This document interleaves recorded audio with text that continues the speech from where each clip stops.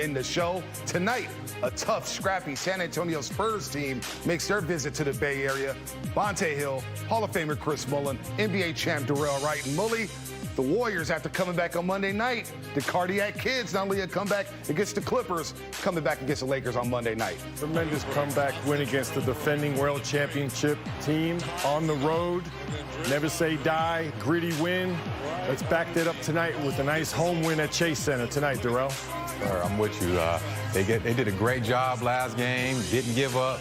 They kept the runs alive, and they kept at it. And history in the making here at the White House. Kamala Harris, Oakland's own. Howard University stand up. Darrell, what does that mean for you seeing a black woman, the first ever woman as a vice president here in this country? Exciting, a hometown favorite. Every young woman around the world should be excited and looking up to another role model. First, but not the last. First, but not the last, baby. Oakland, stand up, baby. It's Oakland Forever Night, the We Believe jerseys. We'll see those for the first time. Monty Poole later in the show. Carricksburg, all that coming up on Warriors Pregame Live, presented by Comcast Business. Warriors Pregame Live is presented by Comcast Business, keeping you and your business connected. When every connection counts, you can count on Comcast Business. Learn more at ComcastBusiness.com. New Year's resolutions come and go. So give your business more than resolutions. Give it solutions. From Comcast Business. Work more efficiently with fast internet and advanced Wi-Fi. Make your business safer with powerful cybersecurity solutions. And stay productive with 24/7 support. Make this year's resolution better solutions. Bounce forward with Comcast Business. Get started with a powerful internet and voice solution for just $64.90 a month. Plus, for a limited time, ask how to get a $500 prepaid card when you upgrade. Switch today.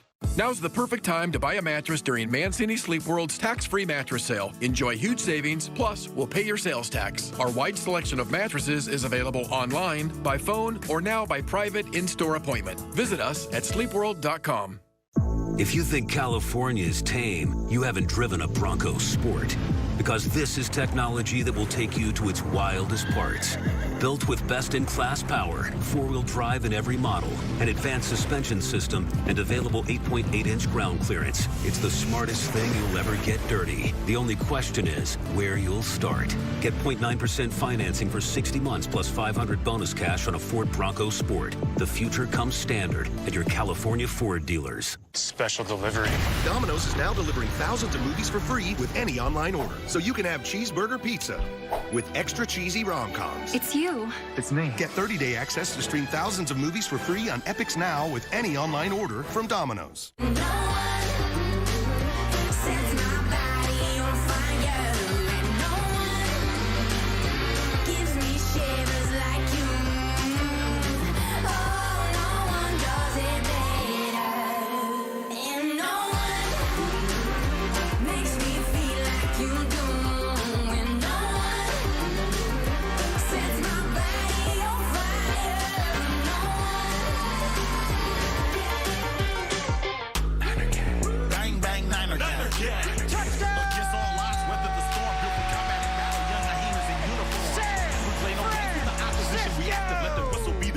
Get out what we got mad at. Many have tried, but many have failed. The 49ers got the livest fans in the NFL. I tried to tell them we back and we never left and we got heart. Levi Stadium starting to feel like Candlestick Park. Bang, bang, Niner gang. Bang, bang, Niner gang. Bang, bang, Niner gang. I just lost my job. With the kids at home and less money coming in, there'd be no way we could afford health insurance. You know, my kids think I'm a superhero. And even superheroes need help sometimes. We found help with Cover California. And not just us, 9 out of 10 people who enrolled got financial help. Cover California, this way to health insurance. Enrollment ends January 31st. This Sportsnet Central update is presented by Atlantis Casino Resort Reno. Laura Britt here with this SNC update. If there's one thing we know about trying to play sports during a worldwide pandemic, it's that games will be postponed. And that's exactly what happened in the NBA today. The league announcing that the Grizzlies Trailblazers game that was supposed to be set for today has been postponed to conduct contact tracing. The NBA will also reportedly begin moving security to midcourt after games to discourage players from unnecessary hugging and handshakes after a game. This marks the 16th game that's had to be postponed so far in the NBA this season.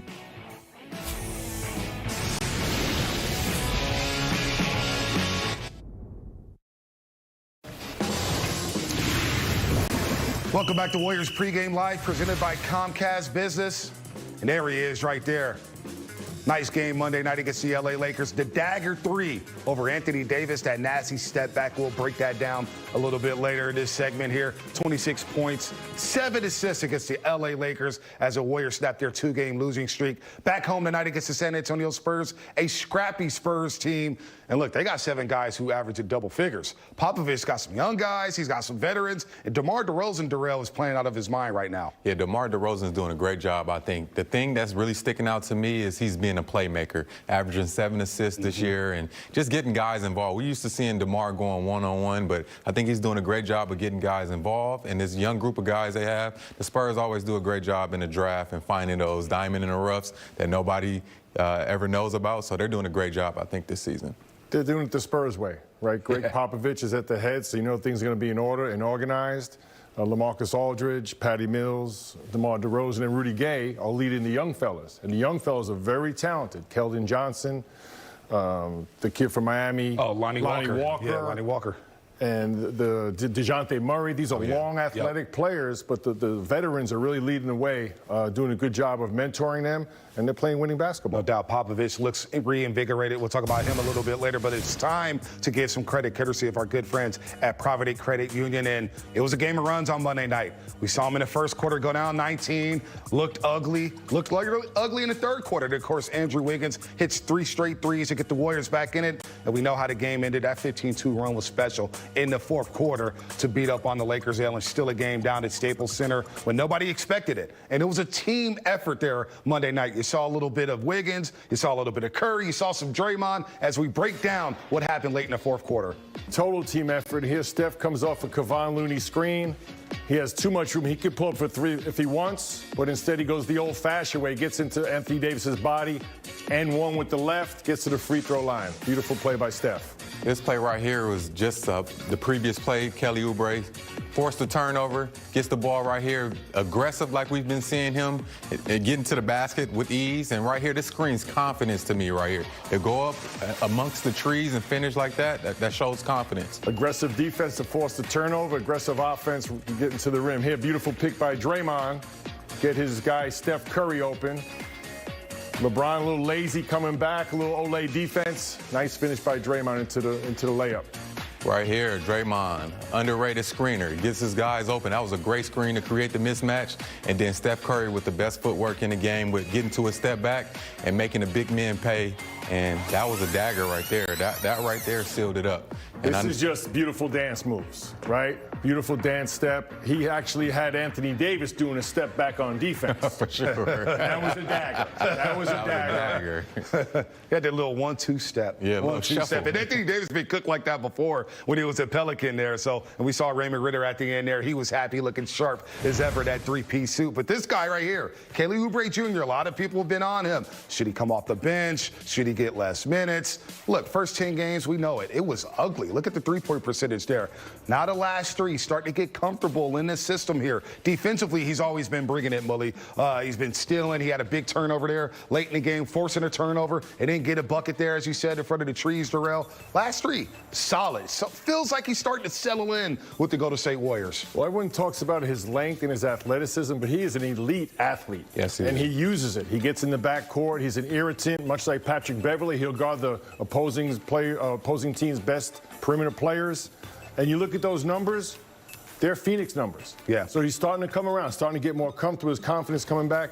Most impressive, through his struggles, he maintained his defensive intensity and his energy. Definitely. the energy. That's what really sticks out the most to me, because when you're doing that and you're bringing the energy on the defensive end, that's going to bring and create easy offense. And I think he's figured that out. Like, if I get into the ball, if I create steals, I get on the break, I get to be athletic. And I think on the perimeter, he's just taking his time and letting the shots come to him instead of hunting shots down. No doubt. Maybe you should just keep the Band-Aid under his eye there. Get the Nelly look, right, Bully? Come on. It's working for him, man. It's working. Let's talk about James Wiseman here. He struggled. Look, he's 19 years old. We're going to say that all season long. He's only 19 years old, folks, but 4 points, 3 rebounds. But it's the chirping that he's hearing. A lot of people are in his ear. He's got mama at home. He's got the coaching staff. And he's also got Day-Day, Draymond Green, in his ear here. And they had a nice little talk on TNT where he was mic'd up and he's saying, hey, I'm passing you the ball to get open here because I trust you. That's a tough pass for a big right there. Well, I think most importantly, Draymond's trying to instill confidence in him that there's nothing he can't do on the basketball court. That particular play, that's the pass's mistake, right? But he is instilling confidence to him. There's no limit to your potential. This particular game, he struggled with foul trouble. I also think stepping on the court, one of his idols, Anthony Davis. Yep.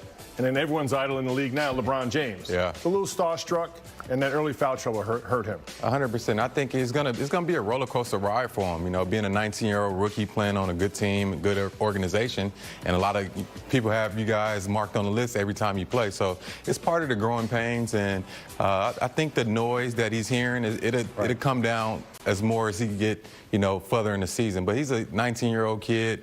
And he's going to figure it out. He's a great player, and he's going to figure it out. As much as Draymond and Steph can tutor him, he can also learn from a guy like Kelly Oubre. Don't let scoring have an impact on how you can impact the games, winning or losing, right? Yeah, that's what Steve Kerr mentioned that the other day, that James Wiseman is hard on himself. He hit the bench when he got into foul trouble at Staples Center, slammed the chair a little bit. And Kerr said, look, I like the frustration, but just, hey, it's going to happen. You're going to learn. This is a learning lesson. We keep saying this is a master class in NBA basketball, so he will get better. There will be peaks. There will be valleys. But look, he's got the skills, right? I mean, the beautiful baseline jumper, the dunk there. The talent is there. It's just putting it together and letting the game slow down. Yeah, you got to let the game slow down and just do the little things that don't show up in the stat sheet. Maybe screening hard, running the floor hard, creating easy opportunities for your teammates, being an anchor on defense, blocking shots, creating offense. Yep. So just do the little things, and your offensive game will follow that. Yeah, his points are going to come from the rest of the team. If the team's flowing, he'll get his points. He'll get some lobs. He'll get some rim runs. Right, but he's actually in that starting five. He's the fifth option, and they're not running plays for him at this point in time. So he needs to do the little things, as Darrell said, to impact winning. Yeah, Jokic last Thursday night. We saw last Tuesday Sabonis and Miles Turner. Monday night it was Anthony Davis. Tonight it's going to be LaMarcus Aldridge. I mean, he's a solid big man. He's been a solid pro for a long, long time. But we'll talk about his assistant coach, Becky Hammond, plus Kerith Burke will join us right here on Warriors Pregame Live, presented by Comcast Business.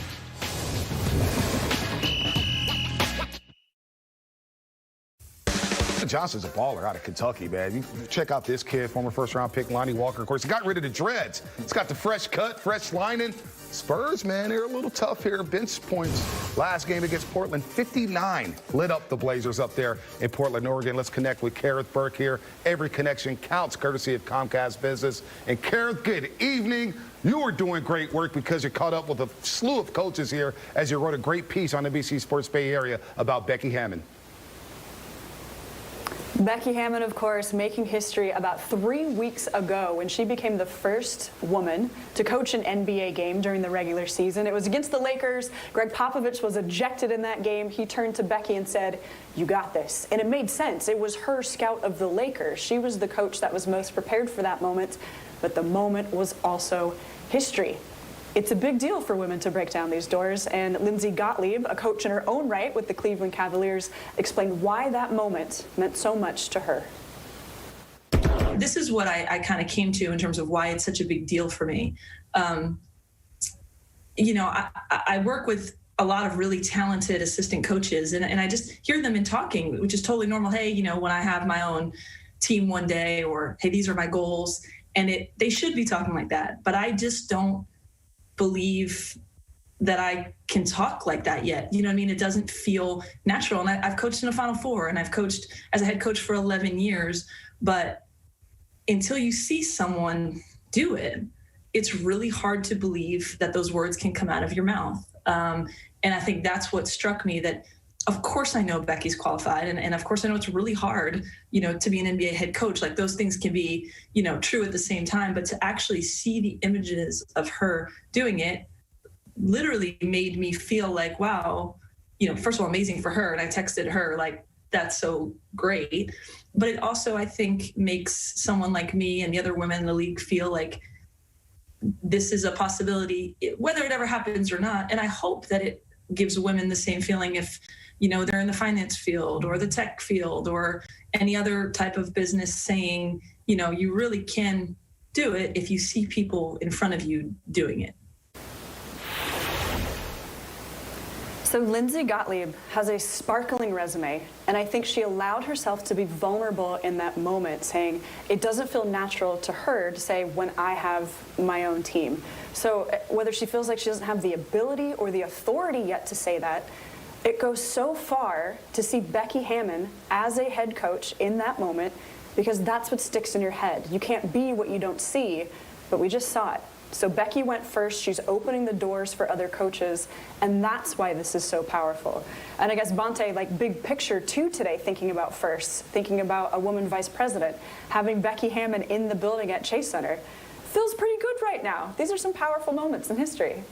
Nah, it's pretty ironic, right, Kareth? I mean, to have Becky Hammon in a Chase Center and her as a coach. Now, a lot of people, they question whether it was a gimmick or not. I don't think Greg Popovich is into gimmicks. He's not hiring a woman just for attention here. He's hiring Becky Hammon because she can actually coach. And I think it's not a matter of, we talked about this with Steph Curry the other day about catching Wilt Chamberlain on the all-time scoring list. It's not a matter of if, it's a matter of when. And I think it's a matter of when Coach Becky Hammon is an official head coach in the NBA. Yeah, she's qualified, she's prepared, and she will beat you. No doubt about it. Kareth, enjoy the game tonight, Spurs and Warriors, and we'll check out Becky Hammon, of course. And look, we know it's a matter of time when she's a head coach, but look at that guy. Who is that? Steve Kerr? 4 seasons with the Spurs, 2 titles, also won 3 with the Bulls. I mean, this guy, 5 championships, 3 as a head coach. That's 8 rings, man. He's got so much jewelry here. And he's done a great job with the Golden State Warriors, did a nice job with the San Antonio Spurs as a role player. Steve Kerr, man, he's learned from Lute Olson, Phil Jackson, and Greg Popovich. That's pretty damn good. And Lenny Wilkins. And Lenny Wilkins. Can't forget about him in Cleveland. Thanks, Willie. And he's got tremendous mentors. I think what Steve has done, he's taken a little bit from each coach that he's played for, and put his own twist into it, his own personality, and his laid-back demeanor. Don't get that confused with his competitive spirit. He's as competitive as anyone in the coaching profession. He was like that as a player, and you know, his results speak for themselves. Yeah, definitely a great set of mentors, and I think he definitely did take a piece of everybody and put it all in one. But he's one of those players, coaches. Players love to play for ex-coaches and guys that have been through that battlefield, because they know, you know, when a player needs a break, when a player needs a day off. So he's one of those player coaches, and I think he's been doing a great job since he's been on. Willie talked about intensity here. Yeah, we know the clipboards have taken some damage over the years by Steve Kerr here. Grant Liffman caught up with Steve Kerr on the Dubs Talk podcast. Of course, Grant Liffman from the Warriors Outsiders. We'll see him a little bit later tonight. And Grant Liffman and Steve Kerr had a nice little dialogue about mental health. Obviously shifting towards the political climate and everything that's happening. But for a lot of our listeners, this year has been incredibly hard on them on their mental health, on so many things. And, you know, I'll throw myself into there. You know, it's been a very taxing year. And for a lot of people listening, and we've heard from others that they've dealt with the hardships, the trauma, the tragedy of a pandemic that's happening right now. And I would love your insight. And you've spoken in the past about, you know, that you've faced a horrible tragedy when you were younger with the loss of your father. And I was just wondering, what helped you overcome, for people listening right now, what helped you overcome and regain the mental strength and the mental health that you have today? Well, I think, you know, the first thing that I think is important for everybody to account for and understand is that nobody is immune, you know, to life's adversity and difficulties. It's coming one way or the other, you know, could be health challenges, could be, you know, a death in the family. It could be trauma in one's own life, one way or the other. professionally, family-wise. There's all kinds of trauma, and it's just part of being human is having to deal with adversity. So for me, the most adversity I felt in my life was losing my dad at 18.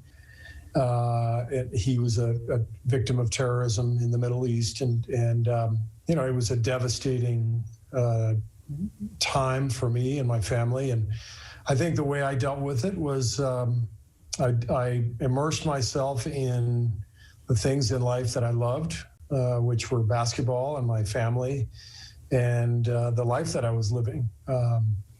And that's all you can really do. And it's so important to have people around you who support you. And I was very lucky to have a really, really good, strong family, and we supported one another. But I loved life. I loved basketball. I loved my teammates. And so I really just immersed myself into college basketball and college itself, and trying to see where life would take me. And obviously your perspective and your insight is so helpful. And you speaking of kind of the support system that you had, and obviously players and your team, they would always, I'm sure, love your insight and your advice, but a lot of times, sometimes upkeep for mental health helps with your peers and your teammates. And are there any players in particular on your team that you kind of rely on to be that mental health leader, maybe either on the court or definitely also behind the scenes? No, I think every team really has its own unique structure, based on personalities, based on, the age of the respective players, based on the experience. So each team takes on its own sort of character and quality. So I think it's important as a coach to try to tap the potential of each player from a leadership standpoint, because that contributes to the health and the welfare of the whole group. And so to me, that's one of the great things about being in basketball is you're a part of a little community. You really are. And that community involves your teammates, your coaches, your training staff. And so we travel around, and we're kind of this small village of 30, 40 people. And we look after each other, and we try to do the best we can to keep everybody, healthy and happy in what's sort of a hectic life that we live. Full episode of the Doves Talk podcast with Steve Kerr drops after the Warriors Outsiders tonight. And look at Steph Curry. I got a feeling Darrell and Mully's going to have some of those next time we see him. Sure. The presidential seal on the tongue of the shoe in honor of Kamala Harris, of course, being inaugurated to the White House today as a vice president here in the United States. More coming up here when we'll see Becky Hammon, who will one day be the first female basketball coach in the NBA. But today was historic, man. It was absolutely iconic. And what a great moment for Oakland's own Kamala Harris. No doubt about it. This has been building for a long time. And, she's the first woman to be in the office. She's the first black woman, the first South Asian woman. So many different barriers were broken today. And I think in speaking to the coaches before the game, both Steve Kerr and Greg Popovich, it's pretty clear that there is a sense of relief that we have moved on from the previous administration to an administration that brings a tone of optimism and maybe a bit of hope.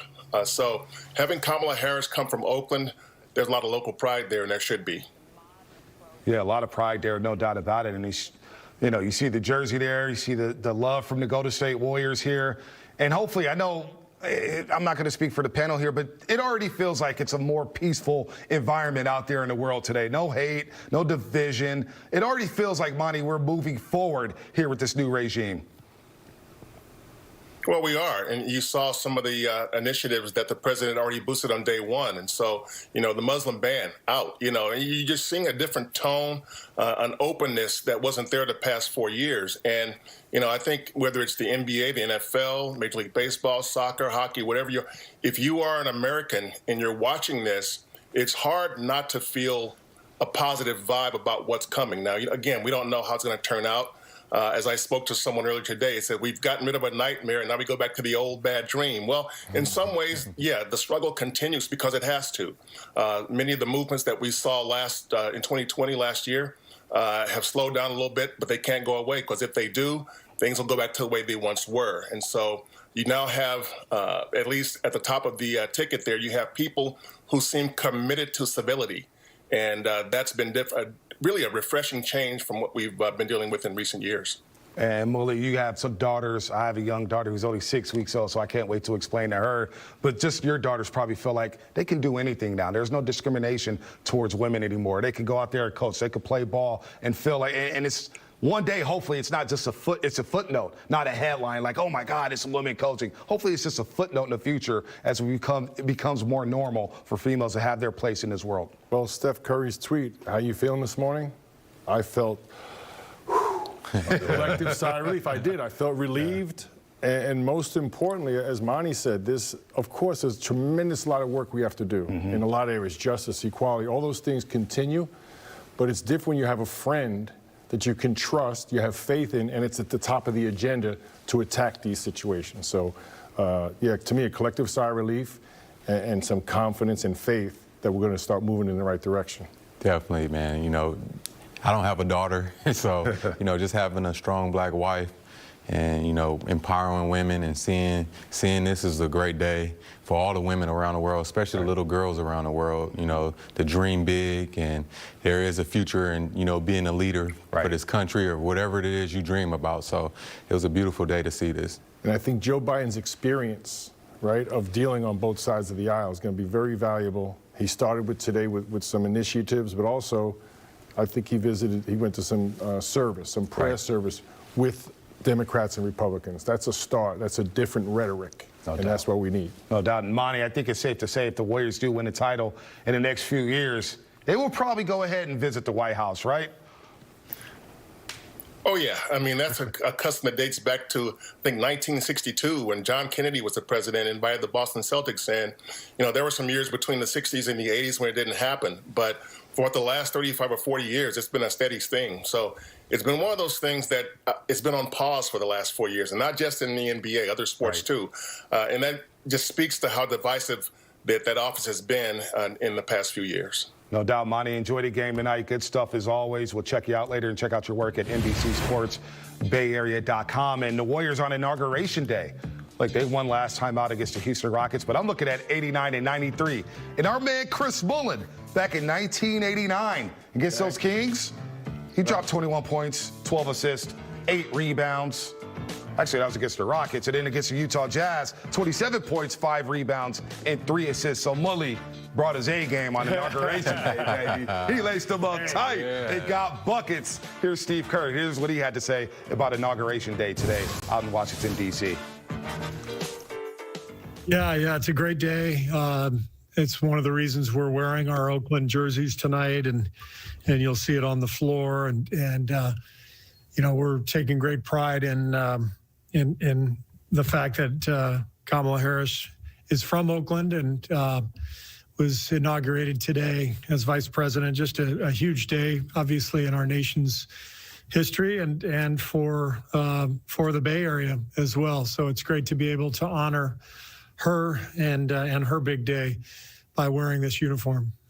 With those kinds of beliefs and standards, I think that President Biden and Vice President Harris will do everything they can to make it a better country for all the citizens, to move us forward and try to get closer to that ultimate goal of a more perfect union. As somebody said today in one of the speeches, never perfect, but always striving to do that.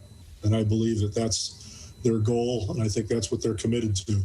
It was great. It was beautiful. It was just really nice to hear calming words and a lot of civility and empathy, and to see a lot of diversity. And it was a beautiful day. I thought it was really well done.